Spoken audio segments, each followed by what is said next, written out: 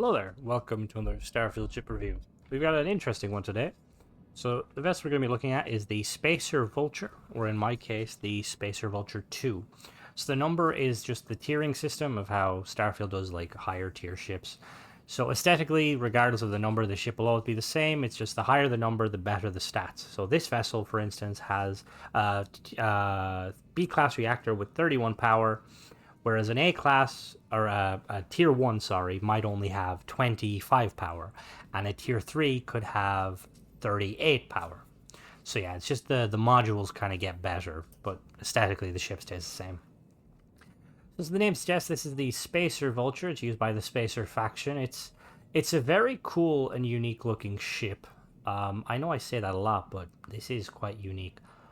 I'm trying to think what this ship is based off. Now, off the top of my head, I can't think of any. It's definitely got it's got some Hope Tech, it's got some Shroud Eklund, it's got some Tile, it's got a kind of a bit of everything. It's a really, really cool design. You've got those like storage containers mounted there on the side, so you got some decent cargo. Excuse me. And you look into stats. It's got a fuel of 740, which is absolutely phenomenal. This thing can fly to the moon and back. That's not a far distance in this game. This thing could fly further than the moon. It's got a hull of 1100, which for a B class is absolutely phenomenal. Like, you pump some good shields on it, which it seems like it has decent ones, and this could be a decent combat vessel. It's got a cargo capacity of 2810, which again is really, really good.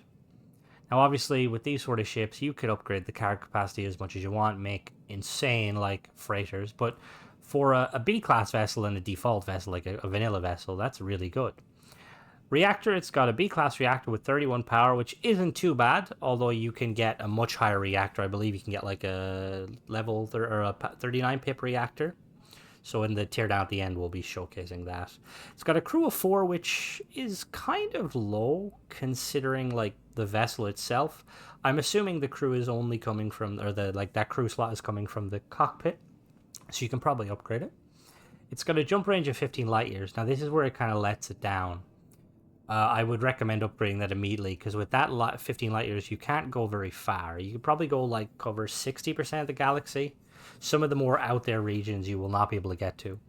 It's got a 930 shield, which isn't too bad for B-class. The highest B-class shield in the game is between 12 and 1500, depending on if you're using the Vanguard shield or not. So we'll show that at the end too. It's got 3 sets of weapons. It's got laser weapons, ballistic, and missiles. The laser weapons are mounted underneath the cockpit there. They're singe weapons. And then we've got 2 turreted auto cannons there on the port and starboard side. And then we've got that missile pod in the middle. So as always, I'm going to be purchasing this ship, but you can actually buy it. In order to find it, you need to get attacked by the Spacer faction and then basically commandeer it. Now, one of the ways you can get this ship somewhat easily is if you keep flying around in uncharted space until you get ambushed by the Spacers.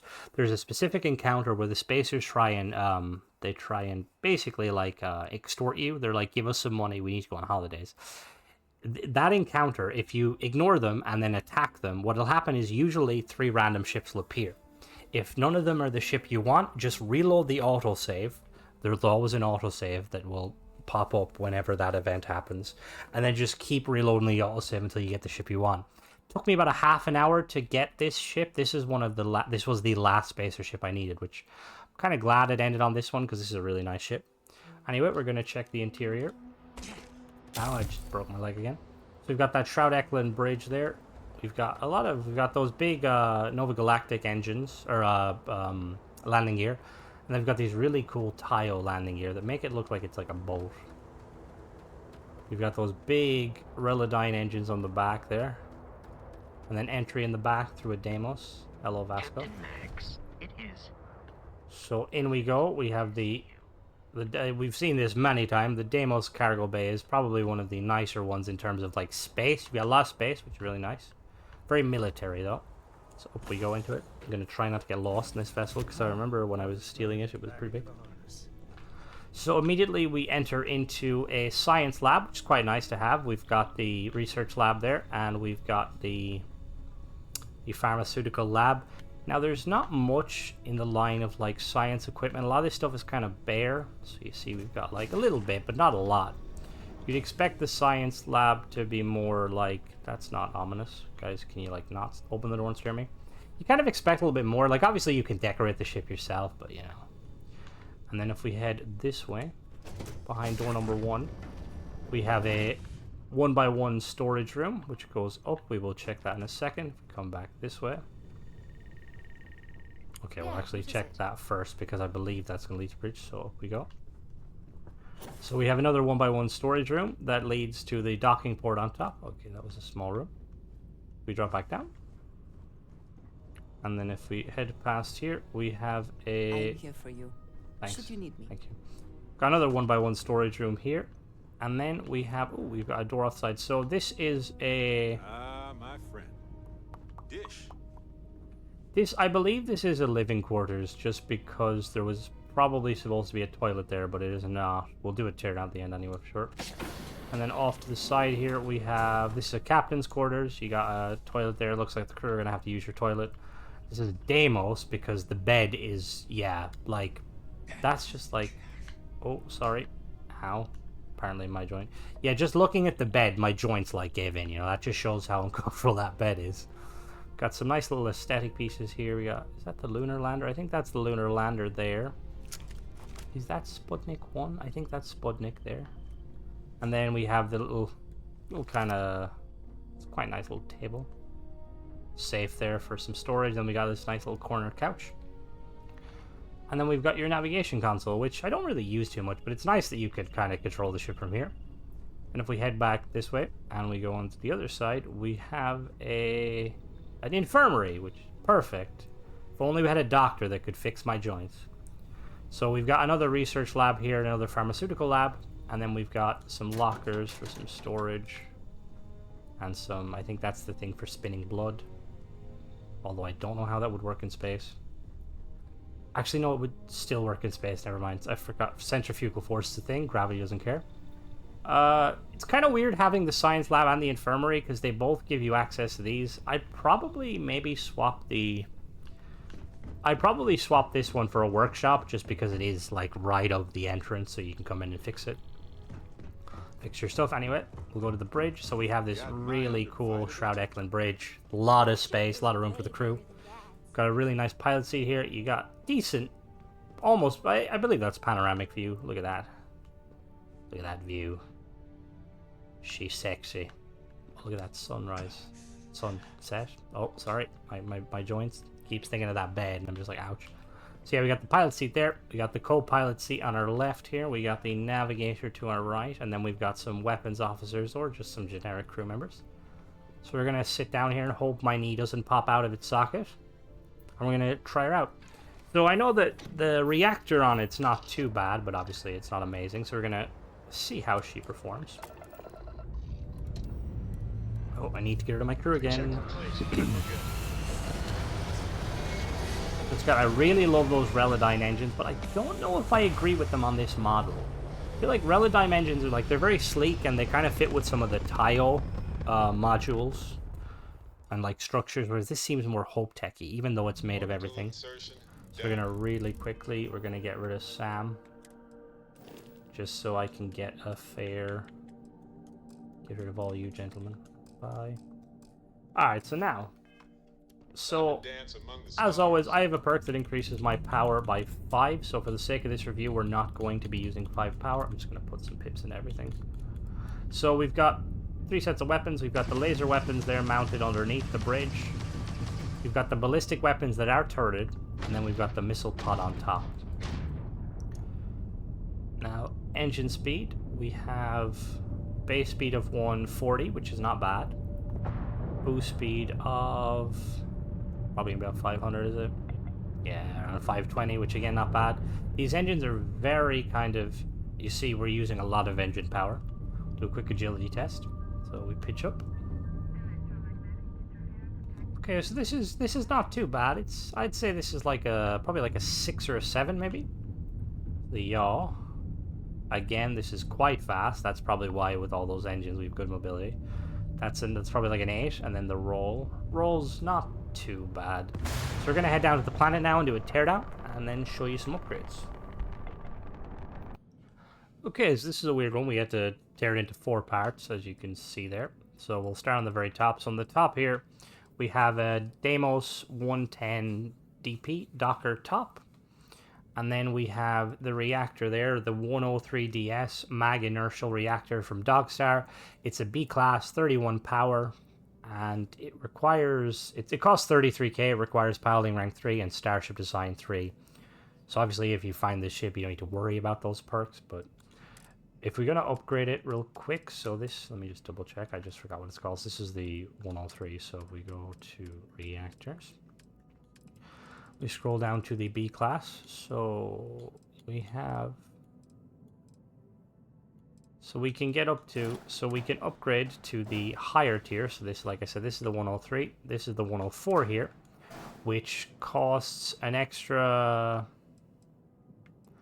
like 12k. And it gives you 39 power, so we basically jump up an extra 8 power, which is really, really good. Obviously, it requires Starship Design 4 instead of 3, which isn't too hard to get. And then for the shield generator up top here, we have the Warden SG300 shield generator from Sexton Shield System, B-Class, 930 shield, and it requires 8 power. It also has Starship Design 3. Now we can, if we go to shields, there is, I believe...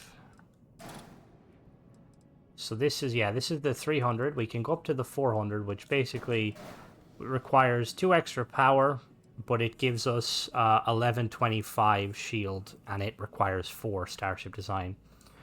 So that one, yeah, you're getting like an extra 200 shields almost. Now, if you go the route of, if you've done the Vanguard questline, you can also utilize this shield here. This, you don't have to do much in the Vanguard questline, but I'd recommend, because this is a powerful shield. It's B-class, requires 12 power, gives 1450 shield, and it doesn't require any perks, aside from, obviously, I've done the Vanguard questline.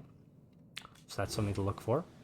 And then for the Grav Drive, we have a Nova Galactic. I've said this many times, I love Nova Galactic ships, but the Grav Drives are just very outdated. This only gives us 21 jump thrust, which gives us 15 light years, so we're going to have to change that. So if you go to one of the B classes, so I'd probably recommend something like this one here. With the current config, this gives us 26 light years, 36 grav jump thrust, and 10 power, and it only requires level 2. It's not too bad, you know. And then for the fuel tanks, we have 2 of these Titan 553 HE3 tanks from Nautilus, 160 jump fuel each on the pair. They cost 2k. And then we have, for the aesthetic pieces, we have this Hope Tech thruster at the front. And then we have 2 of these Hope Tech nose B, which look kind of interesting. And then we have the engines. So these are the Nova 1 1040 engines from Relodyne. They're B-class, 3 power, 20,190 engine thrust, 4,200 maneuvering thrust. And they cost 13,611 if you were to buy them. Now, I believe there is the 1050. Let me check. Go to engines.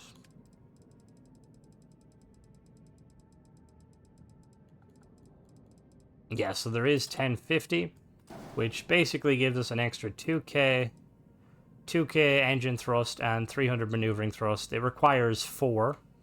And you're going to be paying an extra, it requires Starship Design 4, and you're going to be paying an extra 4k. But this is a substantial upgrade. It'll give your mobility a bit more. And then, yeah, that's it for this. We go to the second section on the top. There's no habitat modules on this at all, but we've got weapons here. We've got the CE-39 missile launcher from Ballistic Solution, B-class, 4800 range, 1 fire rate.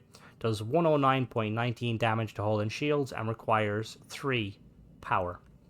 So we've got 2 of these 500T helium-3 tanks from Ballistic Solutions. They give 210 each. And then for the aesthetic, we have, we have a habitat. We have a shroud storeroom 1 by 1 here. And then we have 2 of these Hope Tech Cap Bs mid. And then we have 3 more of these Hope Tech Cap A mids. We have 2 of these Hope Tech Cap A port mids. 2 Hope Tech Cap A starboard 4 and port 4, and then we have the Hope Tech Cap A4. And then on to the meat of the ship. So we have the Viking CP-100 cockpit from Shroud Eklund, 200 cargo, and gives 4 crew stations. And then behind that here, we have the Shroud all-in-one berth 2x1B. To the left, we have the Shroud 2x1 infirmary, and to the right, we have the Shroud captain's quarters. Behind that here, we have a Shroud 1x1 companionway, a Shroud 2x1 science lab, and a Shroud companionway 1x1. Now we have the same engines again. Oh, wait a minute. No, we don't have the same engines. We've got 1020s on the bottom. Okay, so main difference from these is... So we're getting 16,080 instead of 20,000. And then we're getting 3,720 thrust. So it's a bit weird. It's not unheard of, but it is kind of unusual. And then we have, for the cargo here, we have 6 of these Store Max 60 cargo hold. These are the best cargo holds you can get of this style. And then for the weaponry, we have a pair of KE-42 cannon turrets from Ballistic Solutions Incorporated. They're B-class, 1800 range, 2.5 fire rate. They do hull damage of 45 and they require 4 power. So they're turreted, which is really nice. And then for the landing gear on this side, we have a pair of these NG-15 landing gear, port 4 and starboard 4 from Nova Galactic. And then the only aesthetic pieces we have here are 2 of these Deimos braking engines. Now, if I was going to make some suggestions for upgrades, this is kind of a unique ship in how it's set up. So what I'd probably recommend doing... So you notice how we have 2 of these 1x1s here. Now you can remove these 1x1s and you can slap in another 2x1. Now we have the science lab, but you don't really need the science lab. So what I'd do is I'd grab it and I'd change it for a workshop, like so. And I'd probably slap that there at the back. Why did this not want to snap there? Okay, perfect. So I'd snap that at the back, so that way you have your immediate entryway. And then I'd put another 2x1 here. Now we don't have any Shroud ones here, but we have this one. So what I'd probably do, considering we have the all-in-one berth, I'd probably do a control station room if you want to pump up your crew capacity to get 6. We have the infirmary. You could also do a living quarters. Yeah, really you could do an armory too, obviously. Now, another thing is, we're in a unique situation here because we have a 3x2. Now, there's not any 3x2s here currently, but I know that Shroud Eklund has a couple of 3x2s. So there's a mess hall, there's an all-in-one berth, there's a living quarters, and I believe there's a combat information center, like a CIC. So you could potentially, you could pull out, say, the all-in-one berth and the infirmary, and you could slap down that there, just to kind of get you a little bit more, a bit more interior. And then on the bottom of the ship, the only interior or habitat piece we have is these 120 LD landing gear from Deimos. And then we have 2 of these Pinpoint 3G, that wasn't a landing gear, so it was a landing bay, if I said it. We have 2 of these Pinpoint 3G landing gear. We've starboard aft and port aft. Cool thing about these is they give 1 thrust, not a lot, but they actually fire off like engines when you're flying, which is kind of interesting. And then we have 2 more of these Pinpoint 3G landing gear. They're starboard mid, and then we have a port mid, and then we have 2 more landing gear, port 4 and starboard 4. So these are all the same landing gear, but when you grab them, you can swap them around. There's different varieties. See, there you go there. Just interesting to note. And then for aesthetic piece, we have this Tayo forward sensor. We have 1... How many do we have? 1, just 2? No, we have 3. So we have 3 of these Accu Lander 11 landing gear from Shroud Eklund to landing thrust. And then we have 1, 2, 3, 4, 5, 6, 7, 8. We have 8 of these Shroud mid bracers. So that's pretty much all it is. So now we're going to put the ship back together, and I'm going to do some upgrading. So the first thing I do is we'll address the weapons in a minute.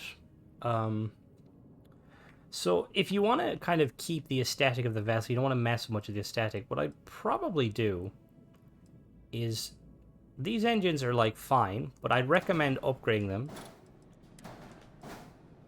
So we're going to move these and we're going to replace them with the actual, the 150 ones.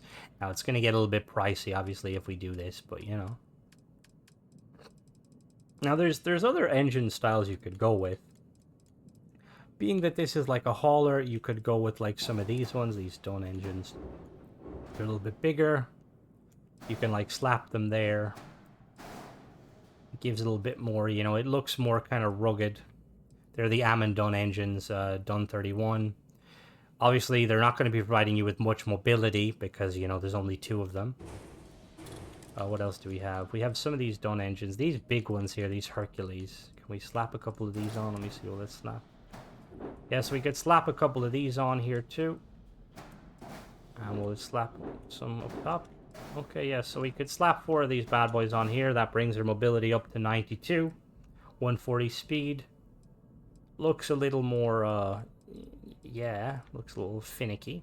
It's not bad, though. These are the Hercules Panoptes. I'd probably go with, I'll show you the ones I'd go with, just to kind of keep the style. We don't want to modify the ship too much, so I'd go with these Nova 1050s. So if we slap these down here, like so, and then another pair, oh, come on, now you want to snap, like so there.